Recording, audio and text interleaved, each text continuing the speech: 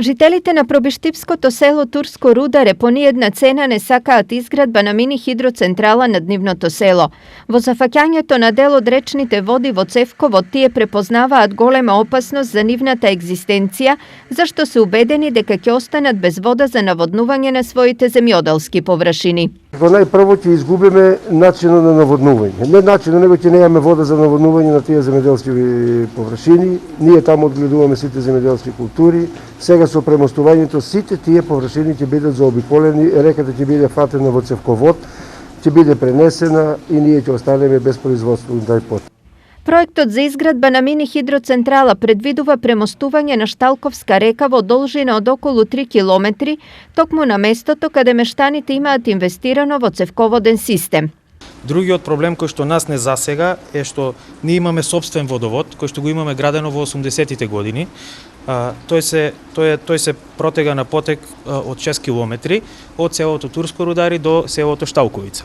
Нивниот проект кој што они планираат да го градат, како што ние имаме добиена информација, се поклопува на 1 километар со нашиот водовод. Од друга страна, општината е обврзана да издаде градежна дозвола зашто инвеститорот ги добил сите потребни документи од државните органи. Не смееме да доведеме општината во делот на финансиски импликации, односно да се соочиме со тужба каде што ќе треба и да одвоиме средства од буџетот, а потоа и со правосилна судска одлука, за жал, не сакам да дојде до една таква ситуација, да се одобри изградбата на оваа хидроцентрала. Тогаш во една незавидна ситуација се здава и општината, но и јас како градоначалник. Хидроцентралата која треба да се гради кај Турско Рударе е со инсталирана моќност од 306 киловати, а предвидува придружни објекти и цевковот од околу 3 километри, а зафатот од реката треба да биде 1/10 од просечниот повеќегодишен проток на вода.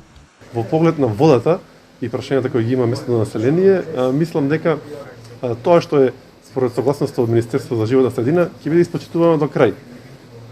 Колку е законски повишениот минимум, толку ќе биде пуштено, ќе бидат почитувани и сите протоколи и закони кои предвидуваат во тек на градба, значи со речно корито, со природа, со почвата, така да во тој аспект мислам дека местно население не треба да има проблеми и да се плаши. Компанијата Дис Енергија, која треба да ја гради хидроцентралата во Пробиштипско, стои зад хидроцентралата на Мала река кај езерото Градче. Невладините организации во Одбор за здрав живот во Кочани веќе почнаа со иницијатива да се спречи изградбата и на оваа хидроцентрала.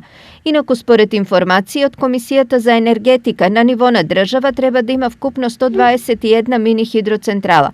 Од нив 96 веќе се изградени.